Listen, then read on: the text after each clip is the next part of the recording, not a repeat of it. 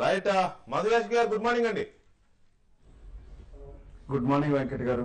మధువేష్ గారు మీరు కూడా అడ్వకేట్. నిన్న జరిగిన దాడి సుప్రీంకోర్టు ప్రాంగణంలో జరిగింది. సుప్రీంకోర్టులో సీనియర్ అడ్వకేట్స్ ఛాంబర్ లోనే ఉన్న ప్రశాంత్ భూషణ్ పైన ఒక మీడియా ఇంటర్వ్యూ జరుగుతున్నప్పుడు ఈ దాడి జరిగింది. దాడి చేసిన వ్యక్తులు కొన్ని సంస్థల పేర్లు చెప్పినప్పటికీ ఆ సంస్థల నాయకత్వాలు మాత్రం వాళ్ళకి మాకు సంబంధం లేదు అని చెప్పింది. బీజేపీ ఇది కావాలని కాంగ్రెస్ చేసిన వ్యూహంగా అన్నా హజారే టీం మీద ప్రశాంత్ భూషణ్ చేసిన గతంలో ఎప్పుడో చేసిన వ్యాఖ్యల్ని ఒక సాకుగా తీసుకుని దాడికి పాల్పడింది కాంగ్రెస్ చేయించింది అనే ఆరోపణ బీజేపీ చేస్తోంది. సరే, మీరు ఢిల్లీలోనే ఉన్నారు కాబట్టి నిన్న జరిగిన పరిణామం మీద ఘటన మీద మీ అబ్జర్వేషన్ ఏంటి? దీని పర్యవసానాలు లేదా పూర్వాపరాలు ఎలా ఉన్నాయి? మొట్టమొదటిగా ఇది సుప్రీంకోర్టు ఆవరణలో మొన్ననే సెక్యూరిటీ చేసినప్పుడు ఇది పూర్తి ఫెయిల్యూర్. ఇక్కడ సుప్రీంకోర్టు ఆవరణలోనే ఈ విధంగా జరగడం, ప్రముఖ న్యాయవాది పైన జరగడం అనేది తీవ్రంగా ఖండించాల్సిన అవసరం ఉంది.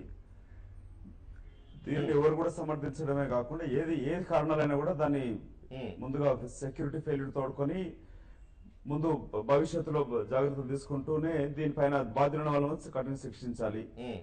రెండోది ఇక్కడ ముఖ్యంగా వెంకట్ గారు, అక్కడ మా సోదరుడు మాట్లాడడం కానీ లేక బీజేపీ ఎంతసేపు ఇది కుటిల రాజకీయం చేయడం తప్పితే, పక్క అవకాశవాద రాజకీయం తప్పితే, ఇక్కడ అరెస్ట్ అయినాడు ఒక యువకుడు, విచారణ తేలుతుంది ఎవడు ఏందనేది, ఎవరు బిహైండ్ ఉన్నది, భగత్ సేన ఉన్నదా ఇంకెవరు అనేది తేలుతుంది. అది రాకముందే పక్క ఆపర్చునిటీ రాజకీయాలతోటి కాంగ్రెస్ ఉన్నది, కాంగ్రెస్ ఒక వర్గం ఉన్నది. అన్నా హజారే యొక్క పోరాటాన్ని, అవినీతికి యావత్ దేశం సమర్థిస్తున్నది. ఈ అవినీతి అనేది ఒక పార్టీకి రెస్ట్రిక్ట్ కావట్లా, ఒక పార్టీలోనే లేదు. బీజేపీ వాళ్ళు వాళ్ళ ముఖ్యమంత్రిని మార్చుకోరు అవినీతి ఆరోపణలతో. ఇంకో బీజేపీ మంత్రి ఆడ చెంచలగూడ జైల్లో మగ్గుతున్నాడు, అక్కడ ముఖ్యమంత్రి దిగిపోయినాడు. కర్ణాటకలో ఇద్దరు ముఖ్యమంత్రులు పోయినారు. కాంగ్రెస్ ముఖ్యమంత్రి కూడా దిగడం జరిగింది అవినీతి ఆరోపణ పైన. సో అన్నా హజారే ఎందుకు వచ్చింది, దిగ్విజయ్ సింగ్ ఇవన్నీ ఎందుకు మాట్లాడుతున్నాడు, ఆర్ఎస్ఎస్ ఉంది బీజేపీ ఉంది అనే దానికి మీరు కాంగ్రెస్ కి ఓటు వేయండి అనేది తప్పు.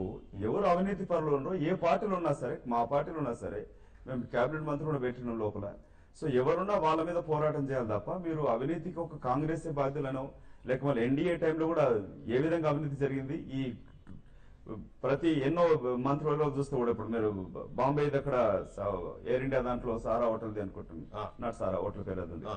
సో ఎన్నో కుంభకోణాలు ఎన్డీఏ టైంలో కూడా జరిగాయి. వీటన్నిటిపైన కూడా నువ్వు మాట్లాడకుండా లేక కాంగ్రెస్ ఒక దానిపైన చేయడం అనే దాంట్లోనే ఆక్షేపణ చేస్తూ ఇది ఆర్ఎస్ఎస్ దీనిపైన వెనకాల ఉంటూ, ఆర్ఎస్ఎస్ అంటే బీజేపీ వెనకాల ఉందనేది లెటర్స్ డాక్యుమెంట్ ద్వారా ప్రూవ్ చేయడం జరిగింది. కానీ ఇక్కడ ఒకటేంటంటే అందరు గమనించాల్సింది వెంకట్ గారు, ఈ చీప్ పాలిటిక్స్ అనేది మానుకోవాలి. జాతీయ ప్రతిపక్ష పార్టీ బీజేపీ కూడా ముందే దీనికి కాంగ్రెస్ వెనకాల, కాంగ్రెస్ అనలేదే, మీరు బీజేపీ వాళ్ళు జయించడానికి ఇక్కడ అనలేదే. మూడవ అంశం ఏదైతే ఈ ప్లెబ్సైట్ ఉన్నదో కాశ్మీర్ అనేది యావత్ దేశంలో కూడా మేము అక్కడ ఉన్న కాశ్మీర్ యువకులతోటి ఆల్ పార్టీ ఎంపీలను కలవడం జరిగింది. వాళ్ళు అక్కడ డిమాండ్ ఇది మాకు సపరేట్ అని ఆజాద్ అని మాట్లాడితే వాళ్ళకు అంటే అన్ని పార్టీ, ఇటు బీజేపీ అనురాగ్ సింగ్ తోడుకుని నేను, ప్రియాదత్, మన పరిణీత్ కౌర్, చాలా మంది ఎంపీలంతా కలిసి 50 మంది యూత్ వచ్చినప్పుడు వాళ్ళకు అంటే అక్రాస్ ద పార్టీ ఎంపీలో దేశం నుంచి వచ్చిన ఆ యువతకి ఏం చెప్పారంటే కాశ్మీర్ ఈజ్ అంతర్భాగం ఇండియాలో, దాన్ని సపరేట్ చేసి అనేది లేదనేది యావత్ ప్రజల దానిలో తీవ్రంగా ఉన్నది. సరే, ఎవరు ఏ విధంగా రెచ్చగొట్టి ప్రకటన చేసినా, ఎంత బాధ్యత పొజిషన్ లో చేసినా కూడా ఇలాంటి ఉద్రేకాలకు గురవుతుంది. కానీ దాన్ని ఎవరు కూడా దాడులకు పాల్పడే అనేది సమర్థించారు. అది అందరం ఖండించాల్సిందే. భారత రాజ్యాంగ స్వేచ్ఛ ప్రకారం అందరికి ఉన్నది మాట్లాడారు. కానీ దాని మాత్రం ఒకటి by and large across the country from Kashmir to Kanyakumari వరకు ఎవరం కూడా కాశ్మీర్ ని భారతదేశం నుంచి విడిపోవడానికి ఒప్పుకోమనేది వాస్తవం. రైట్. దీనిపైన కళ్యాణ్ పబ్లిక్ కాలర్ లైన్ మాట్లాడడానికి. కళ్యాణ్ గారు గుడ్ మార్నింగ్, చెప్పండి మీ ఒపీనియన్ చెప్పండి.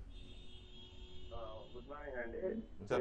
ప్రశాంత్ భూషణ్ చేసిన వ్యాఖ్యలపై ప్రజాస్వామ్యంలో ఏదైనా మాట్లాడే హక్కు ప్రతి పౌరునికి ఉంది.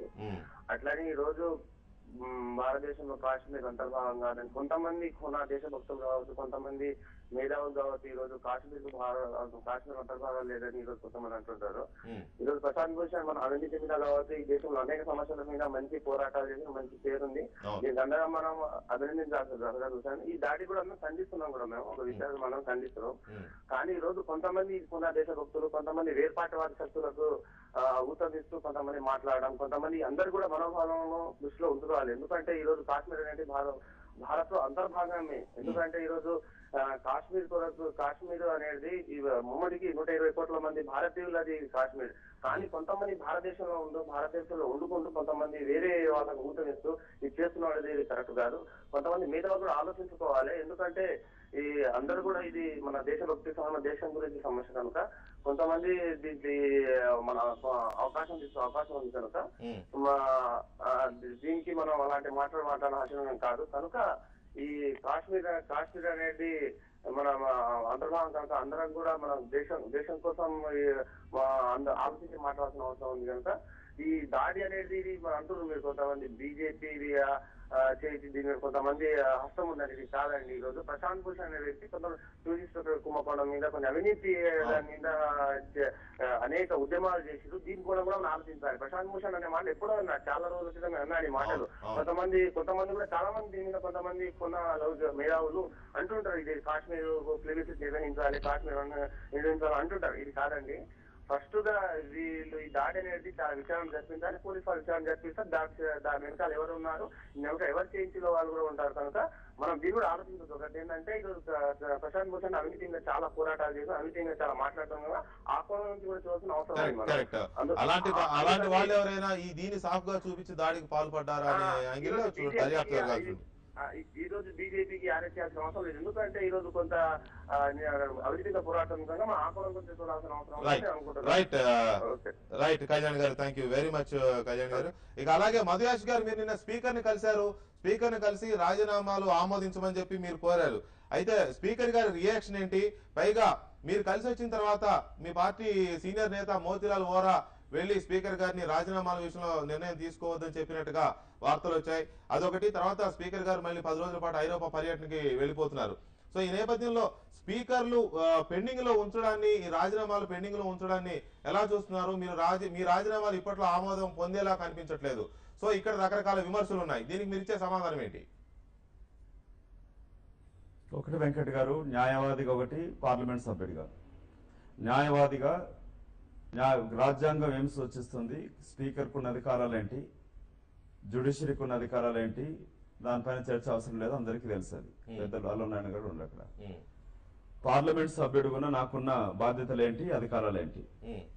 పార్లమెంట్ సభ్యుడిగా ఒక సభ్యుడు స్పీకర్ కి రాజీనామా లేఖ ఇచ్చినప్పుడు స్పీకర్ కున్న అధికారం ఒక కాన్స్టిట్యూషనల్ పోస్ట్. అది కోర్టులు గాని లేక ఒక మెంబర్ గాని ఒక నిర్ణీత పరిధిలో మీరు నిర్ణయం ప్రకటించని చెప్పే హక్కు గాని అధికారం గాని శాసించే హక్కు గాని ఉండదు.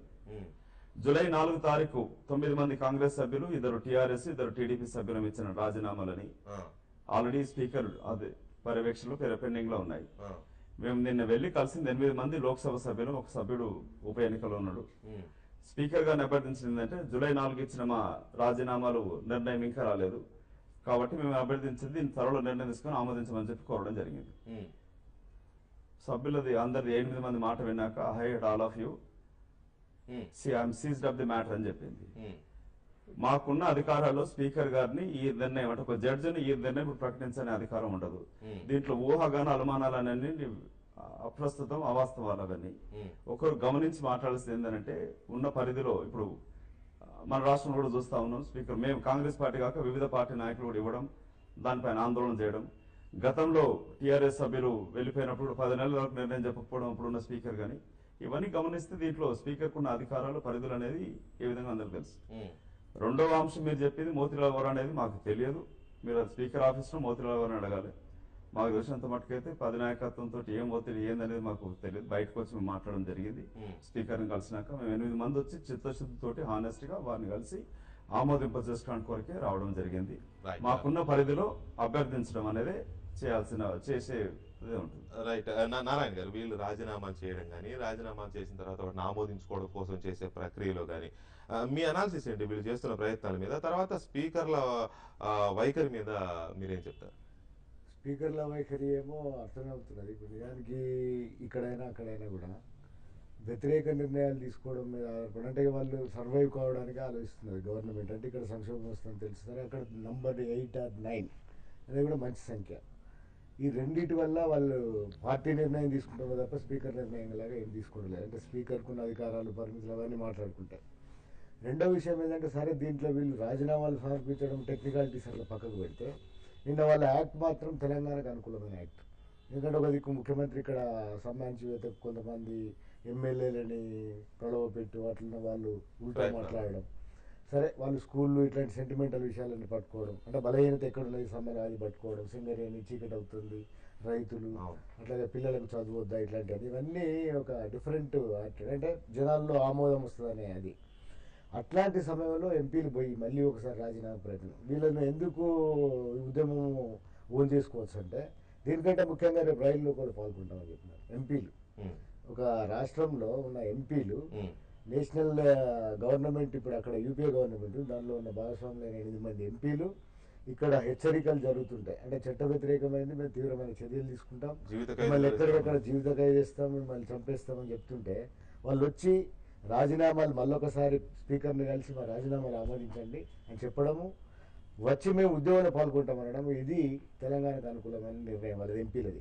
దట్టుకి రాష్ట్రంలో కొందరు ప్రలోభపడుతున్నప్పుడు, కొందరు ఎమ్మెల్యేలు వేరే రకంగా మాట్లాడుతున్నప్పుడు అట్లాంటి సమయంలో ఎంపీలు నిలబడడం అనేది నిజంగా అప్రిషియేట్ చేయాల్సిన అవసరం అండి. ఈ విషయం మాత్రం చెప్పొచ్చు. పొలిటికల్గా దీన్ని అట్లా ఆలోచిస్తే మాత్రం అదే నిర్ణయం. ఇక మొత్తం అంటారా, మొత్తం ఏ పార్టీ వాళ్ళు అంగీకరిస్తలేరు, అసలు అంగీకరించే అవకాశం కనబడడం లేదు. ఎందుకంటే అది ఒక డ్రామా లాగా చేయడానికి ఉపయోగించుకుంటారు అంతకంటే. అంటే వీళ్ళే తప్పు కాదు నిజానికి. ఇప్పుడు నిజానికి నాగార్జున జనార్దన్ రెడ్డి వాళ్ళు పోయి అక్కడ రూమ్లో కూర్చొని అన్ని చేసినారు, కొందరు దాన్ని ఆమోదించాల్సి ఉంటాయి. అంటే అసలు కాంగ్రెస్ వాళ్ళు ఎట్లా ఉంటారని అది పక్కకు పెడదాం, కానీ మిగతా పార్టీల వాళ్ళు అడిగినప్పుడు కూడా స్పీకర్ ఆ రకంగా వ్యవహరించడం అనేది వేరే అర్థం ఏం లేదు, దానికి ఒకటే అర్థం, సరే స్పీకర్ గౌరవనీయమైన మనం మాట్లాడడం ఎందుకు. కానీ ఓపెన్ గా చెప్పాలంటే ఆయన ఈ గవర్నమెంట్ కాపాడడానికి రాజీనామాలు ఆమోదించాలి, అంతకంటే. ప్రభాకర్ గారు, ఇప్పుడు నారాయణ గారు చెప్పినట్టుగా సరే వాళ్ళు పార్టీ పరాల పార్టీ వైఖరులు ఎలా ఉన్నా, కేంద్ర ప్రభుత్వ వైఖరి ఎలా ఉన్నా, ఇండివిజువల్స్ గా ఎంపీలుగా వాళ్ళు చేసిన వైఖరి, నిన్న వాళ్ళు తీసుకున్న స్టెప్ తెలంగాణకు అనుకూలంగా ఉన్న స్టెప్ కాబట్టి ఉద్యమం వాళ్ళని ఓన్ చేసుకోవాల్సిన అవసరం ఉందనేది నారాయణ గారి విశ్లేషణ. నిజానికి కూడా కొంతమంది, సరే అందరూ కాకపోయినా కొందరైతే చిత్తశుద్ధితో ఉన్నారనేది స్పష్టంగా కనిపిస్తున్న విషయం. ఎందుకు బీజేపీ వాళ్ళని తప్పుపడుతుంది? మీరు రాజీనామాలు ఆమోదింపజేసుకోకుండా రైలు రోకోలకు వస్తామని అనడం మీకు నైతికత లేనిది. మీరు ముందు అక్కడ రాజీనామాలు ఆమోదింపజేసుకునే అసలు ఏ మొహం పెట్టుకొని మీరు రైలు రోకోలు పాల్గొంటారని మీ నాయకుడు, మీ ఉద్యమ కార్యాచరణ కమిటీ కన్వీనర్ రాజేశ్వర గారు నిన్న ప్రశ్నించారు. వాళ్ళని ఎందుకు ఓన్ చేసుకోకూడదు?